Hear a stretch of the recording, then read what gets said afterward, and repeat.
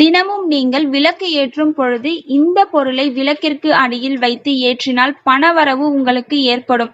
அதே மாதிரி கடன் தொல்லையில் இருந்து நீங்கள் விடுபடலாம். சொந்த வீடு வாங்கும் யோகமும் உங்களுக்கு ஏற்படும். சுக்கிர பகவானின் அருளும் உங்களுக்கு பரிபூரணமாக கிடைக்கும்.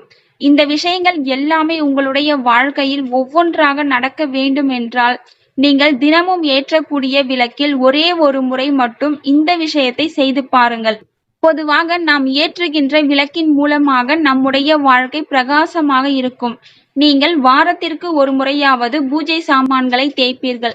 அந்த மாதிரி பூஜை சாமான்களை தேய்த்து விளக்கு ஏற்றும் பொழுது காமாட்சி அம்மன் விளக்கு அல்லது கஜலட்சுமி விளக்கு உங்களுடைய வீட்டில் இருக்கும் அந்த விளக்கை ஏற்றும் பொழுது நீங்கள் ஒரு பொருளை அடியில் வைக்க வேண்டும்.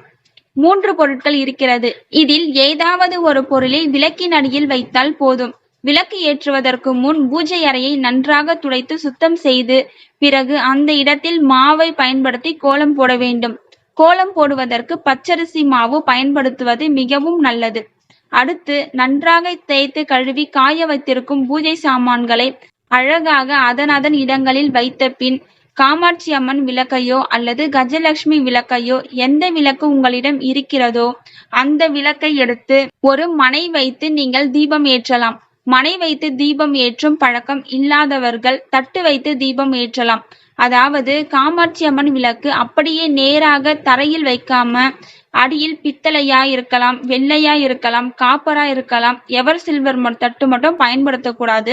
ரொம்ப ரொம்ப முக்கியமானது, அதற்கு மஞ்சள் குங்குமம் எல்லாமே வைக்க வேண்டும். காமாட்சி அம்மன் விளக்கை நன்றாக தேய்த்து எடுத்த பிறகு அதற்கு மஞ்சள் குங்குமம் வைத்து நன்றாக அலங்காரம் செய்து கொள்ளவும். எல்லா இடத்திலும் மஞ்சள் குங்குமம் வைக்க வேண்டும். அந்த தட்டு மணை மேலும் வைக்க வேண்டும். 3 பொருட்களில் ஏதாவது ஒரு பொருளை விளக்கின் அடியில் வைக்க வேண்டும். வாரத்திற்கு ஒரு முறை போட வேண்டும். திரும்பவும் பூஜை சாமான் தேய்க்கும் பொழுது அதை நீங்கள் எடுத்து செடியில் போட்டு விடலாம். கால்படாத இடத்தில் போட்டுவிட வேண்டும். வாரத்திற்கு ஒரு முறை செய்தால் போதுமானது. 1. அட்சதை, அதாவது பச்சரிசி, மஞ்சள், ஒரே ஒரு டிராப் பசு நெய். இதை நன்றாக கலந்து கொள்ள வேண்டும். நன்றாக கலந்த பிறகு அந்த தட்டு மேல் இதை போட வேண்டும். விளக்கை எடுத்து அட்சதை மேல் வைக்க வேண்டும். 2. சர்க்கரை. அட்சதைக்கு பதிலாக சர்க்கரையையும் போடலாம். அட்சதை போடவில்லை என்றால் சர்க்கரை போட்டு தீபம் ஏற்றுங்கள். 3. 5 ரூபாய் நாணயம் மிக மிக முக்கியமானது. சொந்த வீடு வாங்க வேண்டும் என்றால் 5 ரூபாய் நாணயத்தை எடுத்து விளக்கிற்கு அடியில் வைத்து ஏற்றுங்கள்.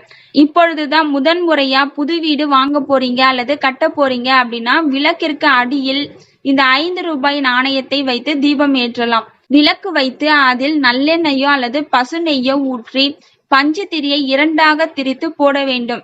2 திரிகள் இருந்தால் அதை எடுத்து நன்றாக திரித்துவிட்டு போட்டு தீபம் ஏற்றுங்கள். எப்பொழுதுமே எண்ணெய் ஊற்றிய அப்புறமா தான் பஞ்சு திரிய போட்டு தீபம் ஏத்தணும். சிலர் ஃபர்ஸ்ட்லயே வந்துட்டு திரிய போட்டு பிறகு எண்ணெயை ஊத்தி தீபம் ஏற்றுவாங்க. அப்படி செய்யறது முற்றிலும் தவறு. ஏற்கனவே வீடு இருக்கு, இன்னொரு வீடு வாங்கணும்னு நினைக்கிறவங்க விளக்கில் ஊற்றிய எண்ணெய்க்குள் 5 ரூபாய் நாணயத்தை போட்டு தீபம் ஏற்ற வேண்டும். இதுபோல் 3 பொருட்களில் ஏதாவது ஒன்றை செய்து வாருங்கள். வாரம் ஒரு முறை, ஒவ்வொரு வாரமும் நீங்கள் பூஜை சாமான்களை தேய்க்கும் பொழுது இந்த பழைய 5 ரூபாய் நாணயத்தை சேகரித்து வைத்துக் கொள்ள வேண்டும். ஒவ்வொரு வாரமும் புது நாணயத்தை தான் போட வேண்டும். நீங்கள் சேர்த்து வைத்திருக்கும் நாணயங்களை நீங்கள் வீடு வாங்கும் பொழுதோ அல்லது புதிதாக வீடு கட்டும் பொழுதோ கோவில் உண்டியலில் போடலாம் அல்லது கோவிலுக்கு ஏதேனும் பொருட்கள் வாங்கி கொடுக்கலாம். இதை கவனமாக கேட்டு செய்ய வேண்டும். 3 பொருட்களை ஏன் போட வேண்டும், ஒவ்வொன்றிற்கும் விளக்கம் தெரிந்து கொள்வோம். 1. மஞ்சள், பசுனை, பச்சரிசி. இது எல்லாமே மங்களகரமான விஷயங்கள். நாம் நிறைய நல்ல விஷயங்களுக்கு திருமணத்தில் கூட அர்ச்சதை வந்து போடுவோம். நிறைய வீட்டில் நடக்கும் நல்ல விசேஷங்களுக்கு நடக்கிற போதெல்லாம் அர்ச்சதை தயார் செய்து பயன்படுத்துவோம். பச்சரிசி சிறிதளவு, மஞ்சள், பசுனை சிலர் தண்ணீர் ஊற்றி கலந்து வைப்பார்கள். தண்ணீர் ஊற்றி கலந்து உபயோகப்படுத்துவது நல்லதில்ல. பசுனை விட்டுதான் அர்ச்சதை தயார் செய்ய வேண்டும்.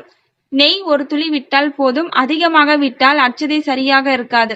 இது போன்று செய்யும் பொழுது உங்கள் வீட்டில் மகாலட்சுமி குடிகொள்வாள், மங்களங்கள் பெருகும். 2. சர்க்கரை. வெள்ளை நிறத்தில் இருக்கும் ஒரு பொருள். சுக்கிர பகவானின் ஆதிக்கம் நிறைந்தது. சுக்கிர பகவானின் அதிபதியாக விளங்குபவள் மகாலட்சுமி. மகாலட்சுமியை நம் வீட்டில் தக்க வைக்க வேண்டுமென்றால் நம் வீட்டிற்கு அழைக்க வேண்டும்.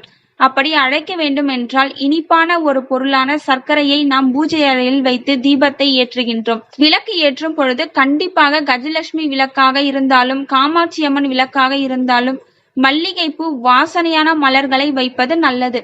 மல்லிகைப்பூ வைத்து விளக்கேற்றினால் மகாலட்சுமி கடாட்சம் உங்களுடைய வீட்டில் ஏற்படும். முயற்சி செய்து பாருங்கள். தேங்க்யூ ஃபார் வாட்சிங்.